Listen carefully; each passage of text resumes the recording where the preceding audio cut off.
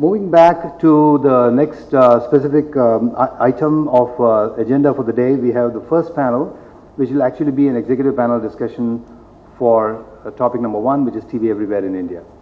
Now, for this panel, I have a couple of points to discuss.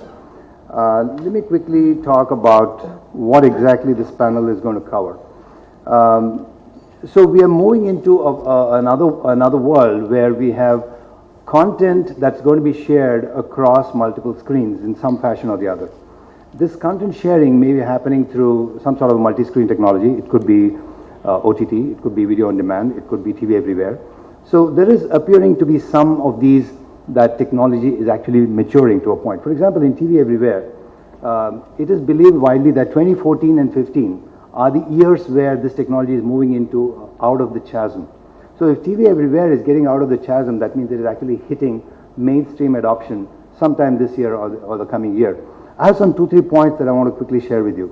One is authenticated video streaming of premium content, which is really TV everywhere, is actually beginning to grow increasingly high. And I think from one of the stats I read about Adobe Analytics, they're saying that North America has seen about 160% growth in 1 year in terms of number of attempts to start video service sharing over TV everywhere.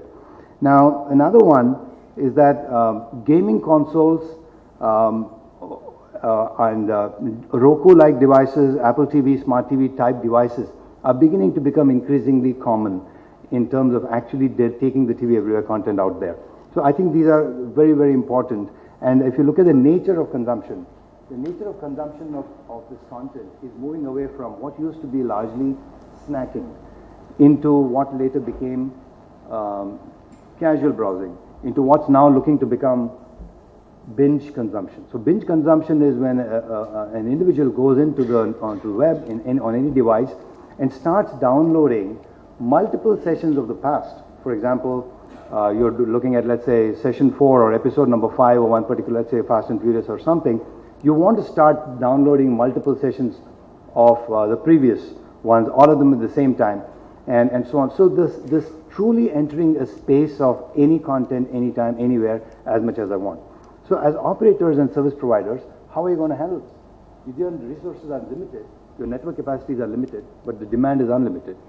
And of course, on the device front and from a screen technology, a lot of changes are happening which will allow this to actually become a reality.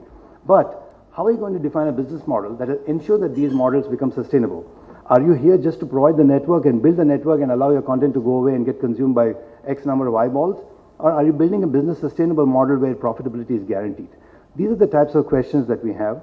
And I'm very happy to introduce our first panel. Need the chairs here. Let me make a quick introduction. On the first panel, we have Siddharth Roy, who's the CEO of Hungama, and we have Rajat Nigam and Amog Dusad. Siddharth Roy is the Chief Operating Officer for the Consumer Business and Allied Services at Hungama. Hungama has also, under the banner of Hungama Mobile, become South Asia's largest aggregator, developer and publisher in the mobile entertainment space. I'm very happy to have Siddharth Roy here, and Siddharth has a busy day, so Siddharth, would you please come on stage and begin this discussion? Also, I have with me here Amog Dusad. Amog Dusad is the Vice President and Head of Programming and Acquisitions for Sony PIX, the Sony PIX and AIM. He's responsible for strategy, programming, planning, scheduling, research, content acquisition, and commercials. Amog, we're happy to have you here. Please come over to the stage. We also have Rajat Nigam. Rajat, are you there? Yes, see there. Rajat Nigam is a Senior Vice President with Times Television Network. Rajat is a technology professional with over 23 years of experience managing all aspects of television, radio, broadcast, SATCOM, and related infrastructure. So may I invite Amog, Siddharth, and Rajat to please come on stage to kick off the first panel discussion for the day.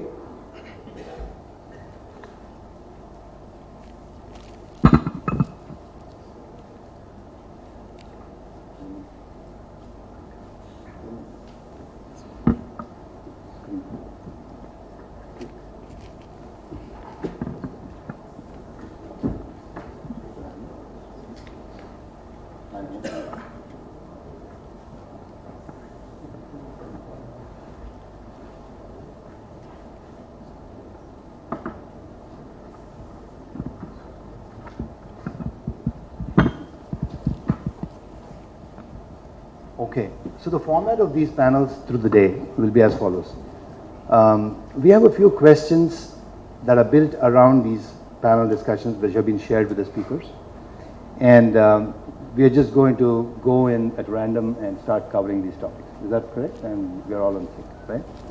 Now, so let me start with a very, very open, very generic question that could potentially be a challenge in the industry today.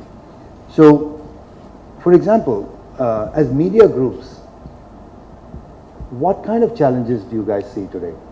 And this could be global or could be in India. I think some of you can give global perspectives. All of you can. So, feel free to just jump in. What kind of challenges are there for media group today? Actually, the challenges, and specifically if you look at media companies, especially broadcast networks, the challenges are manifold. However, in the context of the discussion that probably we are having today, two things that come to my mind as big challenges, also as opportunities. One being, how do broadcast channels or brands keep themselves relevant in an environment where consumer is moving to multiple screens? So you have a television channel, which is a great brand on the television screen, but the consumer is moving on to multiple screens. So how do you keep your brand relevant and get its due place when he's visiting the other screens?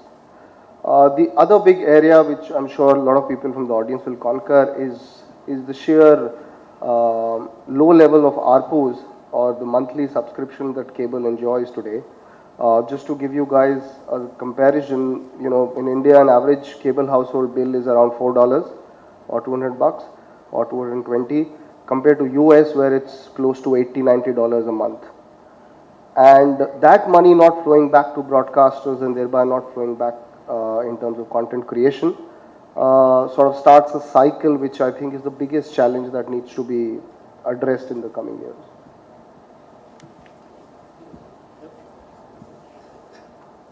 Good morning, everyone. This is a scenario I see to be quite an exciting phase in typically when we talk of a television broadcast industry. So it was not long back when TV was called an idiot box, and today it is called a smart TV. So it's a very good journey which has happened, and we being part of that, particularly for we professionals who depend for our livelihood on television doing that transformation to become smart and everybody recognizing it, I guess it's a very, very happy phase. While we say it's a happy phase, it's a challenging as well. And the biggest challenge is, I'm a technology professional, so I see technology as the major, most important challenge, as well as the enabler for this. It's the pace at which the technology is changing, the pace at which the business model, they are changing, the lack of standardization, because of, again, like technology itself is a challenge to its own. Now that there is no territorialization, so which makes it very, very important how to develop solutions so as you remain compatible and acceptable across regions, across media, across platforms. So as we used to call earlier, content is the king in this industry. I guess it has changed, and perhaps rightly so. Now the consumer is the king, and we have the consumer sitting who is very, very demanding, who wants what to consume, where to consume, at whatever platform to consume, and that's actually defines the challenges and the excitement for all of us, I guess. For me, actually, it's a very different play altogether. We are the most neutral to all of this because we are all about content and distribution and the destination brand called Hungama. And for us, actually, the opportunity is phenomenally immense because to just give you certain statistics for India, India is today sitting at about 250 to 300 million mobile internet connections. The consumption is going to be primary on the mobile device. The big changes that when television was there, television was principally a linear form where there was an appointment form or format of viewing. There was a time that was advertised, and it was on that time that you saw the content. The fundamental change is actually this, where the customer no longer wants to consume it at that specific time. He wants to start consuming it at the time that he wants to consume it, in his platform and in his space. And that's actually the larger convergence play out that is starting to happen. The fact that there's mobile devices out there, the fact that media companies, content companies are out there to make relevancy of their content available to consumers. Take, for example, what Amog does with Sony Live as an example, where Sony Live is available on devices and consumers can do catch-up television subsequently. Similarly, in the case of Times Now has live linear feeds available of the same content that can be consumed on the phones itself. The fundamental change is actually that. And that has resulted in a whole host of business values that subsequently get changed. As it goes into data, where when I pay my 220 rupees for cable, once I've paid that, I get my cable. I don't pay anything for carriage of that content. As this shifts to IP, which is on internet, suddenly there is a separate charge for that carriage of that content and viewing of that content. So you may get that content free, but the customer actually pays for that data being enabled into his device, both on phone as well as on broadband. And that's a new terminology that's starting to come about in the last year, which is called data shock, where consumers actually don't know what they're consuming, and once they consume it, they actually get a bill. And at the time that they see the bill, they realize that what they had expected that they were consuming for free, yes, they've got the content from free from the content perspective, but actually he's had to pay for data connectivity, and that broadband consumption itself tops the overall consumption value. So in my mind, my input to you guys is that this is under flux. The fact that India is transitioning, we've jumped a complete generation of use. We've had 3G come in the last 18 months, which technically is not even 3G. Okay, if you can come out of Lower Parel and to the airport, if you want to talk on the phone and the phone itself falls 4 times over, the quality of data is something else to ask for. So the big change is the spectrum that you've seen, which is happened in the last 3 to 4 weeks. We believe the 3 big operators will have definitive better services over the next 6 months because they're going to decongest their networks in question.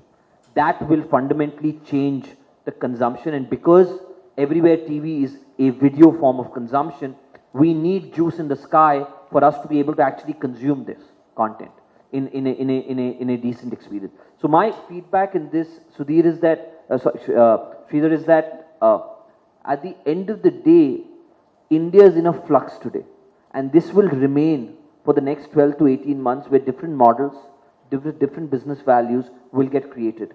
We've never aped the West. Okay, at a $90 ARPU and a $4 ARPU, India, which is a different animal.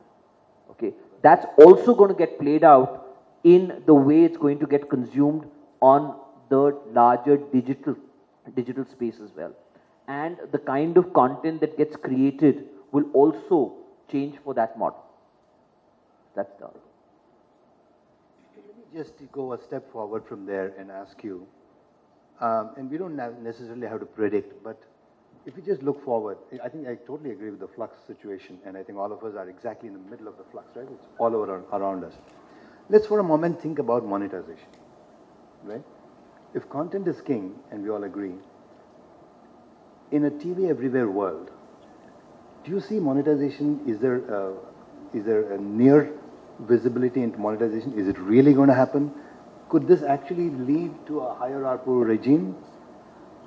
You don't have to, I mean, we don't have to say in 12 months or 18 months, but think about it. Is that going to happen? Do you think it's as easy as we expect that to be? Actually, I have, again, a separate analogy to make. To give you a perspective, Hungama as a company last year transacted with 227 million unique users on the mobile ecosystem. Of that 90% would be India, the 227 million uniques. Now, the fact is the consumer is paying for content. Okay, that is reality. What he's paying is the question mark. The fact that India is microcharged as an environment, and Today, the average bill that the customer has on his mobile device is only 13 rupees, which fundamentally means that you can give content or content experiences to him, which needs to be less of that, or you'll not be able to charge the customer for the service. Okay. So our belief here is the what's in it for me for the customer on the mobile device plays out the highest, because of which the right content will always have a consumer value that the consumer is willing to give for. Okay. The question is that how does that get played out on the larger schematic? Okay. And here I believe the wallet, which is again a extremely important value system that will need to come in, is India's only got, with a 1.3 billion population, we only have 15 million credit cards, which means the alternate payment mechanism in India doesn't exist. And that's actually the largest challenge that companies like us are already starting to feel when we are in the marketplace trying to give content to consumers and wanting to charge. The customer says, how do I pay you for that? Okay. That again, I'm sure you've heard about a whole host of companies doing a lot of good work in this space, where there is alternate payments that are being brought in to basically establish the entire value chain. Okay. So that is also going to be an extremely important play out for content. Entities today, content companies, we hear from content companies that content's available on YouTube, but now they're starting to window that content out, where there will be lags in the way the content is going to be made available. Again, that's an extremely important point that's happens in the West for the longest period of time. In India, content doesn't get channelized, or what you'd call windowed, where you would see it in theatrical first, then you'll see it in pay-per-view, then you will see it on demand, and then subsequently it comes to cable and satellite. It doesn't have to be that. Yes. Now, in India, all content comes to cable satellite because cable satellite is the largest value creator of that content after theatrical, in the case of film. Okay. But post that content is made available everywhere for free, which is where you have a challenge of monetization. And today, Tom and Jerry is still monetized by Warner Brothers 40 years out. He has that same 26 episodes, and that same 26 episodes year on year gets monetized. The fact that it's got archival value on that content. Okay. So it's going to be that in my mind is a play out that's going to happen. Actually, just wanted to add some bit to this, and it's very interesting points that Siddharth has brought up. But I have a strong belief that as we look into future, you obviously will have audiences, premium audiences, who will pay top dollar for getting access to content without advertising in form of premium services or SVOD services. And I think we always need to look at India as multiple segments. And you will have horses for courses. And I firmly believe that the big chunk of this audience is going to continue even in the online world, how they consume or pay for television cable now, which is a combination of subscription and advertising. I don't think as a price conscious country or people, you will have mass services being brought on in a subscription mode. You'll always need advertising to subsidize the value to the consumer, and that's how I see it going forward. The biggest thing I think which will differentiate, and as a broadcaster, as a media company, you need to go back to basics. If you look at US markets, for example, Netflix used to run library content for the longest time. They became topic of conversation is when they started creating content. House of Cards happens, and now everybody in India talks of Netflix. And I think that part is where the strength of a broadcaster lies, the ability to get a pulse of audience and create compelling content. And if you have a great product, there's always a market. You always will get challenged if the product is sort of mediocre or just above average. But if you have great compelling content, people will pay top dollar to watch it. This has already happened in cinemas, where for big releases, big Hollywood movie Avengers is releasing later in the month in 3D. The price for those tickets is significantly high. If you can catch that movie 5 days later, probably half the price. But still the houses, I'm assuming theaters would be full, because people are waiting for that content and ready to pay more money for it. Yeah, absolutely. Taking cue from what Amol said, absolutely correct. The changing economy, which has actually empowered the Indians, the Indian society is much more empowered today as against what it used to be just couple of years back, actually. And as he rightly pointed out, the movie consumption on the theater is happening at such a premium ticket, though the same content can be made available after 3 days or 4 days at a much lower cost. Now, recently there was a show, and Siddharth was also over there in that. There was a comment or an observation made that this industry is at 30,000 crore, television industry I mean, and the soap industry is 100,000 crore. Now, that was just an observation made. I guess that observation itself has a solution in it, that we as such are also in the business of generating soaps that is related to the content.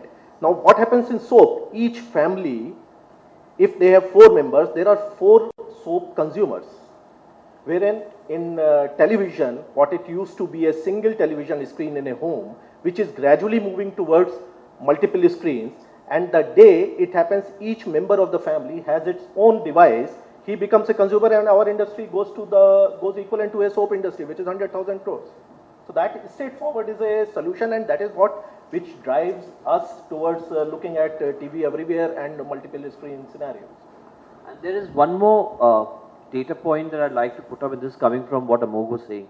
The fact here is that on a $2 trillion economy, we've only got 7 billion in advertising. Of that, 650 million comes to digital. The fattest pie of this goes to the television space.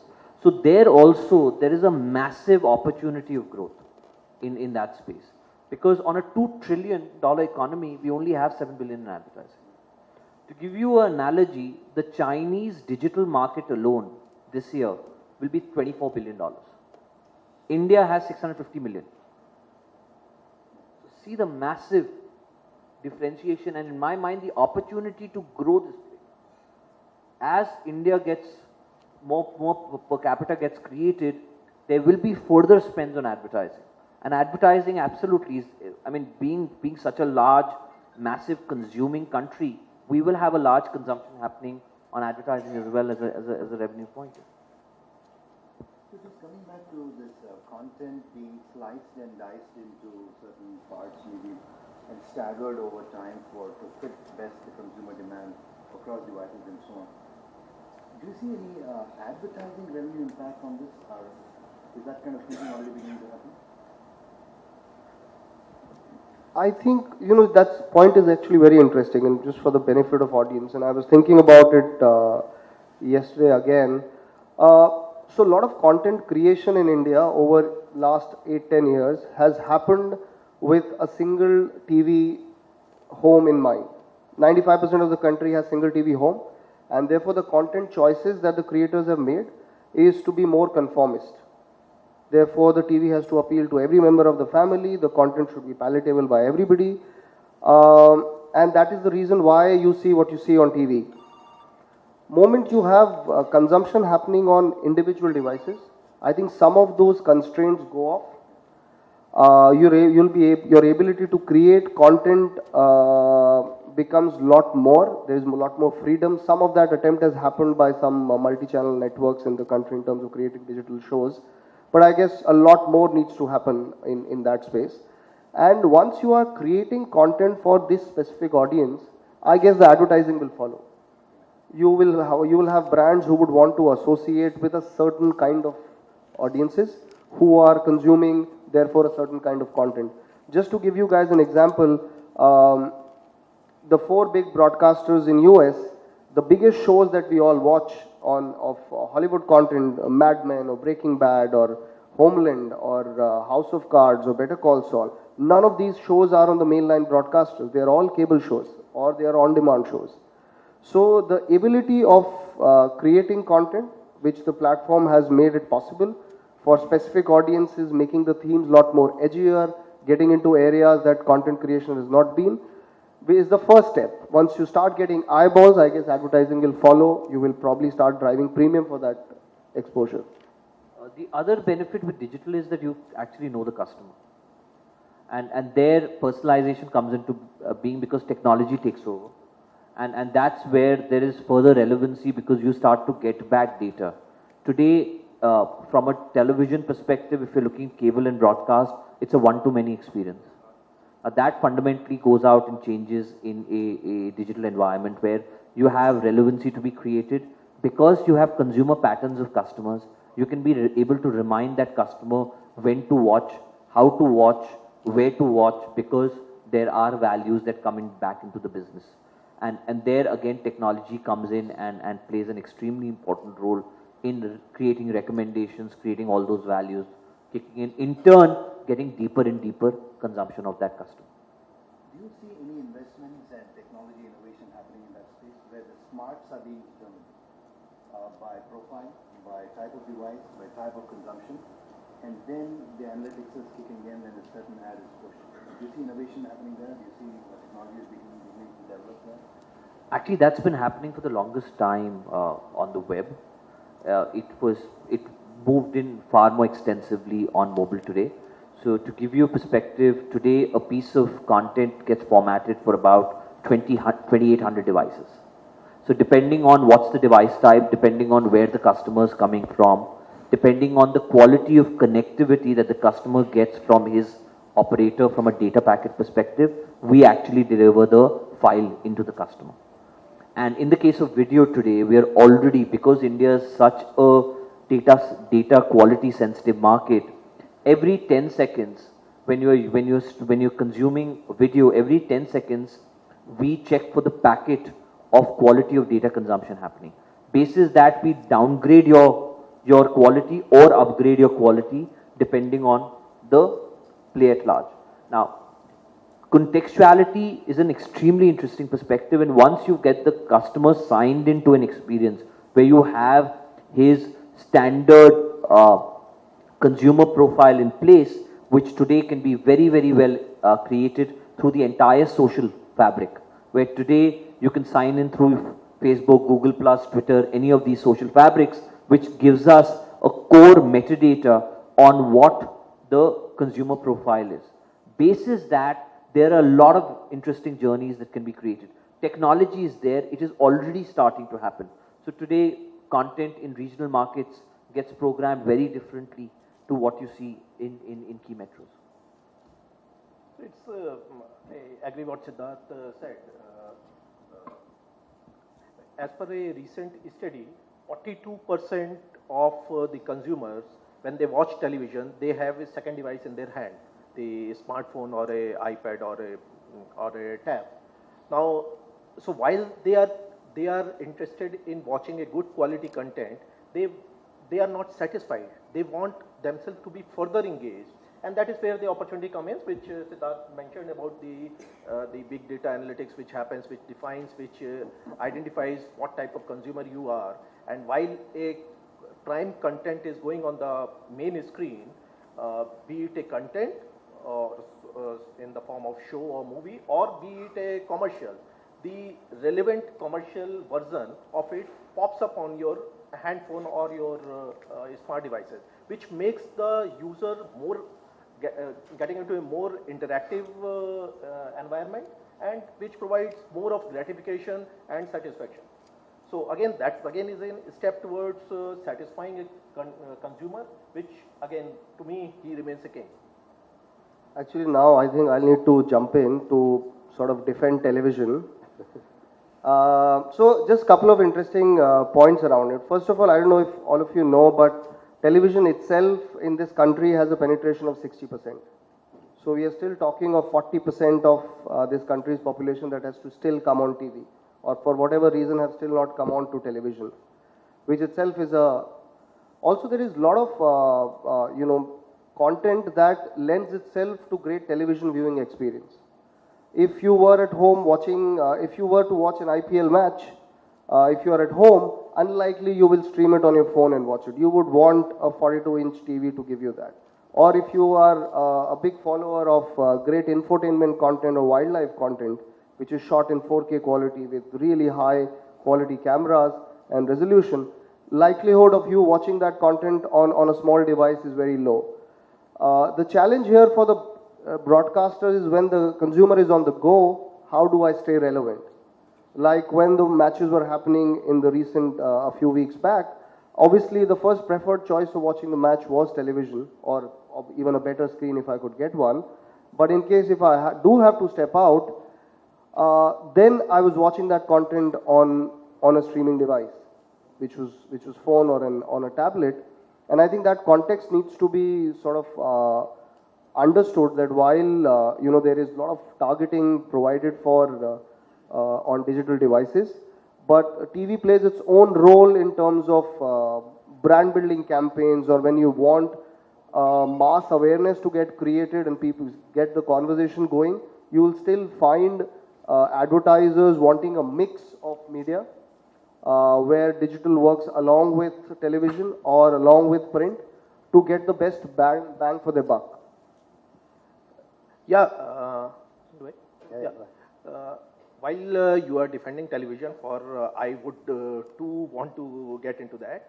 But beauty is, if we look back, 20 years back, it was only terrestrial television, Doordarshan single channel, terrestrially available. And then it started the cable television. But when cable television happened, terrestrial also remained. Cable happened, post that satellite happened, DTH came in. When the DTH came in, terrestrial and cable both happened. And all the three continued, right? Now that is the fourth phase when the content is getting streamed. So from terrestrial to cable to satellite to streaming, but all four are likely to remain.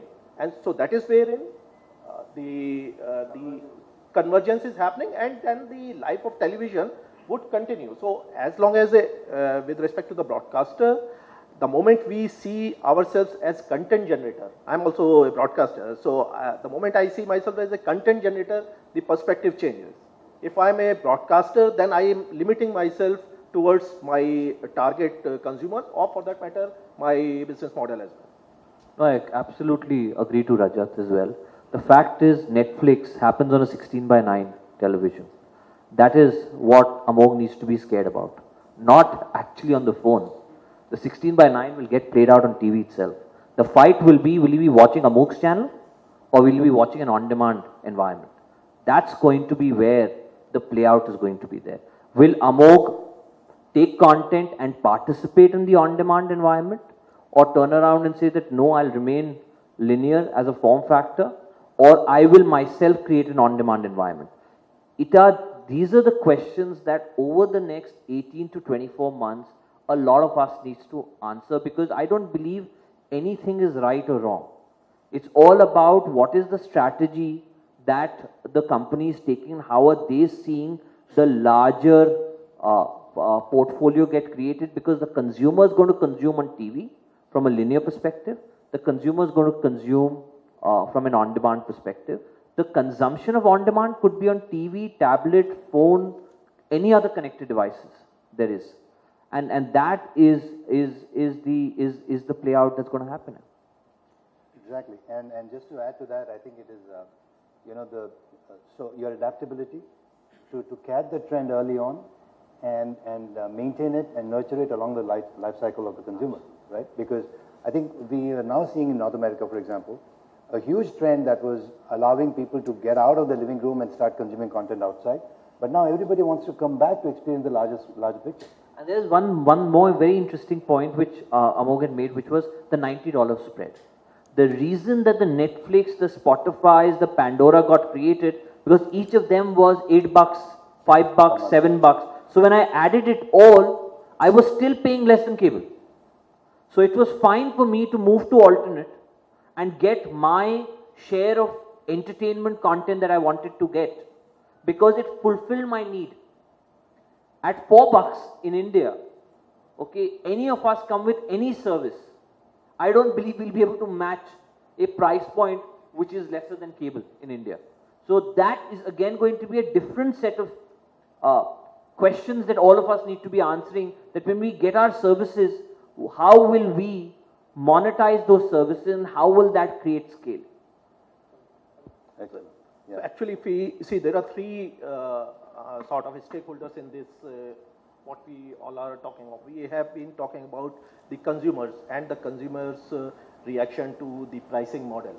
The other two most important, which are external to us, which is external to this media content television industry, are quite important. One is the infrastructure, and two is the regulatory. So infrastructure, again, like we are yet to reach that stage wherein we could be in that stage to consume Netflix or a cricket match on a 16:9, 42 inches or 85 inches screen, well, without getting into a cable or satellite medium. But then, yes, it's not far off even. But when will that happen? That would actually define the threshold or the turning point for the industry. Two is the regulation. Regulation, as we all know in India, is very, very strong. It starts at some moment, it loses pace, and then again tries to make up for it. Recently, the consultation paper on OTT has been floated by TRAI, wherein they have been talking about all the nuances of OTT, from basic like WhatsApp, Skype, to a Netflix model. These are all different breeds of animals. Now, if we try to bring all together in a single consultation paper or try to treat them all as a single services, we are standing again in that stage what we face currently as broadcaster, the distribution scenario, wherein the carriage and the subscription is a big, big challenge. Currently also how much the cost of per channel would be is defined by TRAI, wherein TRAI is defining for all cable and satellite homes. The OTT is still open, and that is wherein the conflict would start coming in, wherein a channel would be available at rupee X as per TRAI guidelines if you route it through cable and satellite medium, but is available at Y, which is much lesser than X, or it could be a premium to X on OTT. Okay. So let's pause for a moment and see if we have any questions from the audience, because we're running towards the end of this panel right now. Thank you very much. And audience, we have a unique opportunity of speaking to three of the media/broadcast/content aggregation across technologies and devices. Questions on TV Everywhere, anything of interest to you? Now is the time.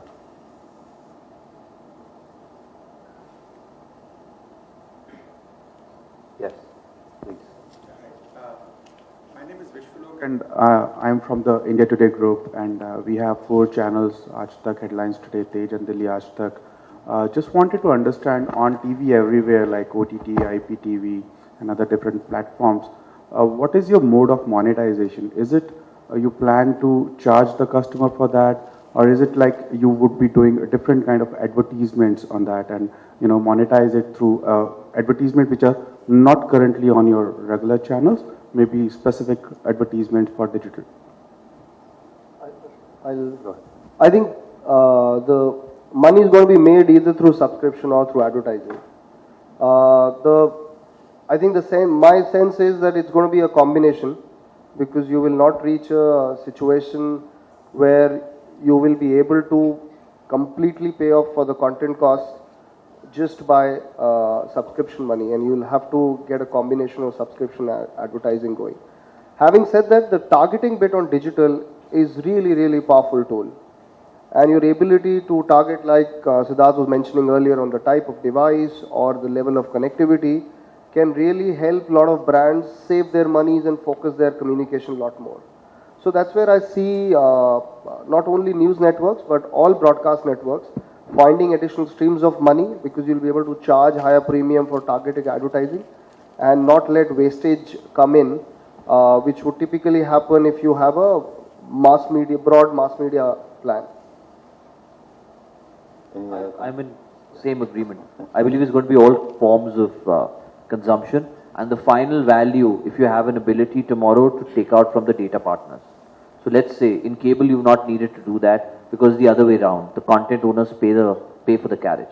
But if the customer is paying for this carriage, and tomorrow you have an ability to create packs, bundles with telecom networks and data carriers, which gives you a certain play on content because you're giving them greater usage on data. Now there is a play. Now internationally, this is big money for OTT partners. Okay. How will that play out, as what Rajat was sharing as well? Let's see how, what kind of consultation happens. Is there a regulatory framework that comes in, or would we need to individually go work with the operators to go out and build this triple play? We have time for one more question, please, then last one. Thank you. Dinya Contractor, I'm editor, Satellite Cable TV Magazine. Question both for Amog and Siddharth, based on comments that you all have made during this session. Very interesting was where you said that the mobile consumers are typically paying about 13 rupees extra per month for additional content on the phone. Number two, the data shock. The consumer is going to have to pay for data. Today, data costs typically 99 rupees per GB. There's rumors that the new telecom player is going to lower that to maybe 10 rupees per GB. Even at 10 rupees per GB, that means the consumer is not going to be willing to pay more than 1 GB, which will give him only a certain amount of time to watch content on his mobile device, whatever that device may be. Do you now once again see carriage fees coming from content providers to mobile platforms so that their content can be carried to the consumer and the consumer does not pay more than 13 rupees? Because as you said, maybe 13 will be flexible, maybe it will go up to 15, maybe it will go up to 20. But I don't think he's going to jump from 13 to 100 rupees or 1,000 rupees in the near future. So data shock is very real. Do you see carriage fee now coming into mobile content?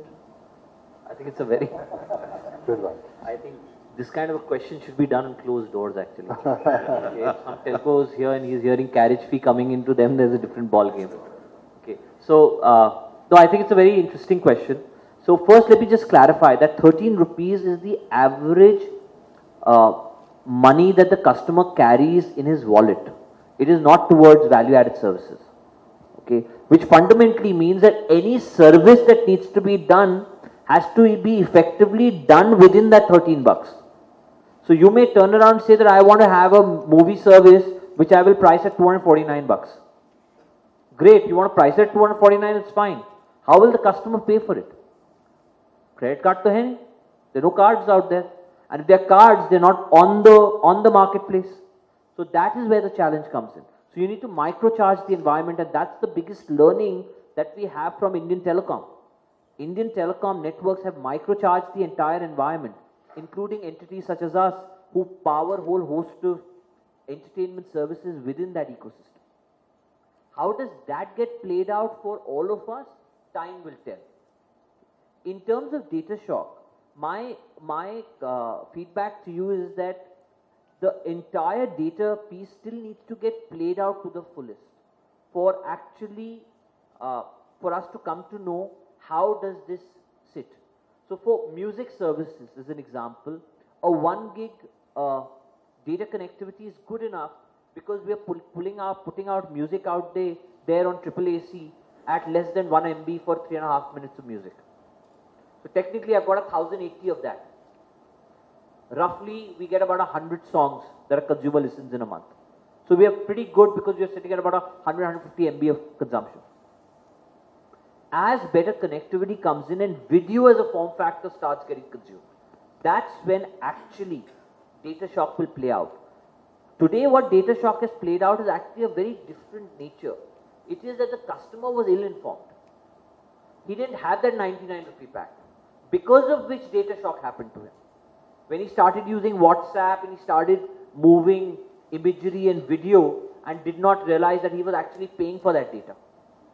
That's when that data shock. So that's of a different kind altogether. And most of the telecom companies, which way, are wanting to build bundles where when a customer gets his connectivity, a certain set of services will be free of data usage because they will be bundled in as part of the offering.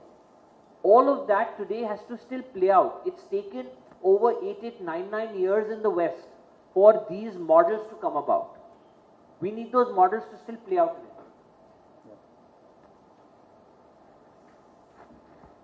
Okay, great. So I guess that's all we have time for this panel, but thank you very much. Let's give them a big hand, guys. Thank you very much. I know Siddharth has to go, but it has been a pleasure. Just hang on a second, 1 second. We have a small gift. Please.